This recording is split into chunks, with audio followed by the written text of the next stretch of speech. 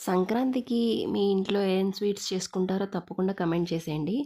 నేనైతే సంక్రాంతికని కాదు, ఎక్కువగా ఈ మరమరాల లడ్డూలు చేయడానికి ఇంట్రెస్ట్ చూపిస్తూ ఉంటాను. ఎందుకంటే చాలా తొందరగా అయిపోతుంది చేయడం. డీప్ ఫ్రై అవసరం లేదు, ఆయిల్ అవసరం లేదు. చాలా క్విక్‌గా అయిపోతుంది. ఇక్కడ నేను ఒక కప్పు బెల్లాన్ని తురిమేసుకొని వేసుకున్నాను.